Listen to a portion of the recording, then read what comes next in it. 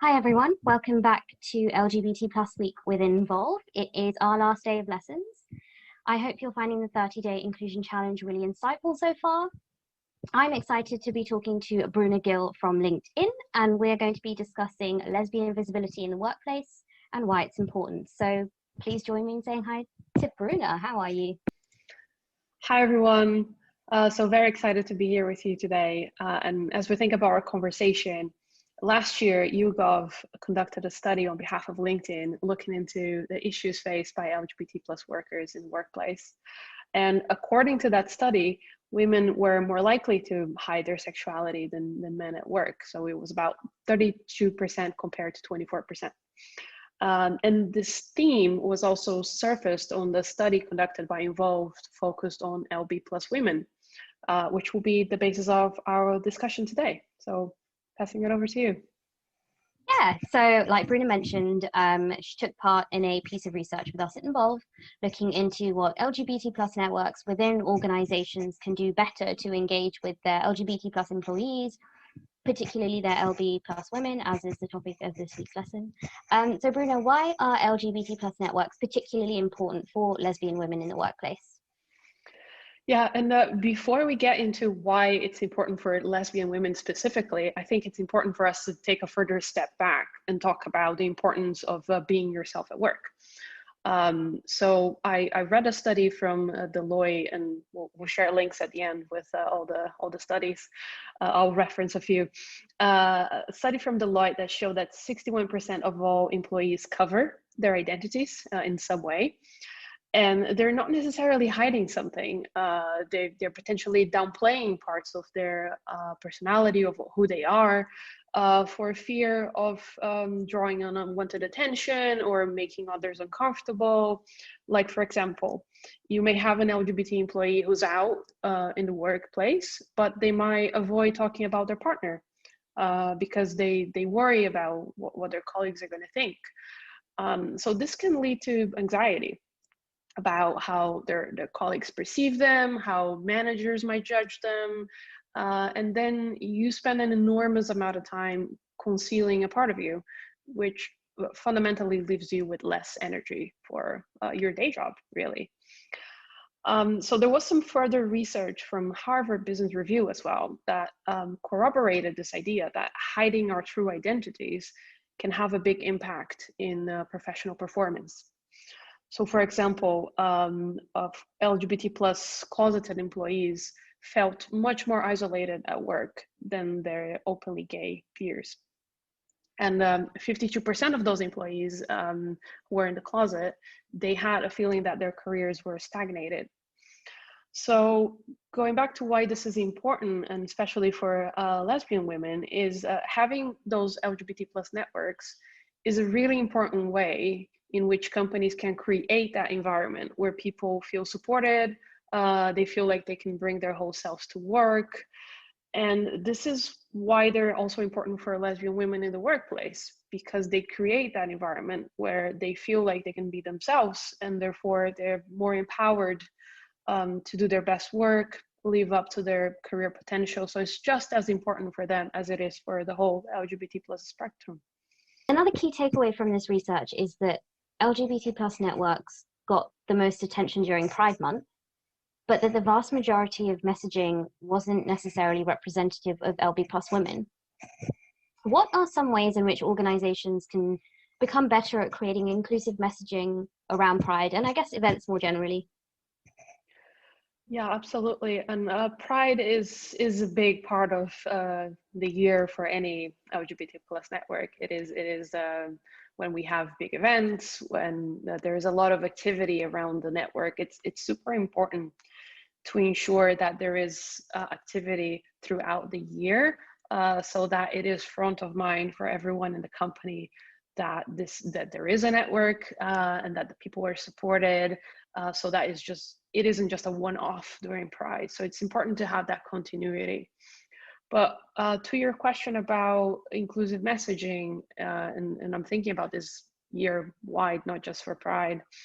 It's something that personally I've been talking with my global leadership team. So I I'm the regional lead for our LGBT plus network, and we discuss this with the global leadership. And I've been bringing up a lot the theme of diversity within our LGBT plus network.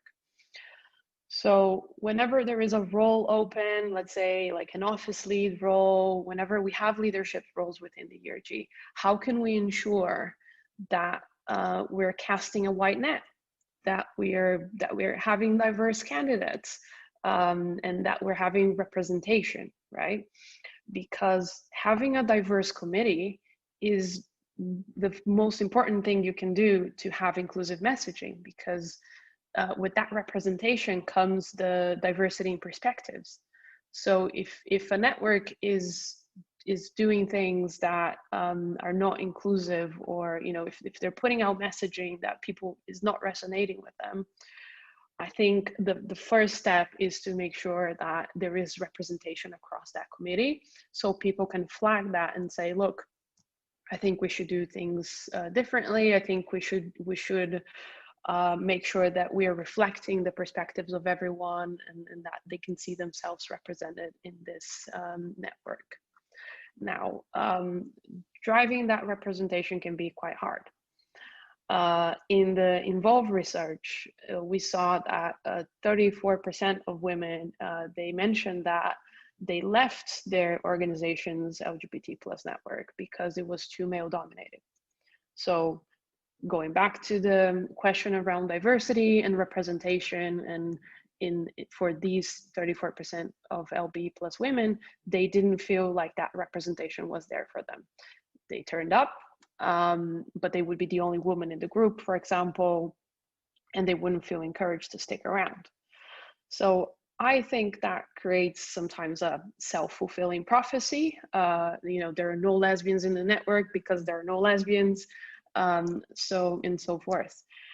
So it's important to figure out what you can do to keep those LB plus women engaged, under the assumption that if there are more women participating, other women will feel welcome to join, they'll raise their hand up, and they'll help bring those diverse perspectives into the group that are so necessary to make sure that your messages are inclusive and that they're reaching out everyone. And something that contributes to that lack of engagement is a perception that LGBT plus network doesn't have a clear goal, for example.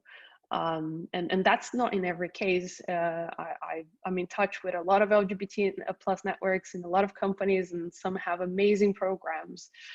But in this study specifically, 25% of LB plus women said that their company's LGBT plus network didn't have clear objectives, and that was a reason that put them off.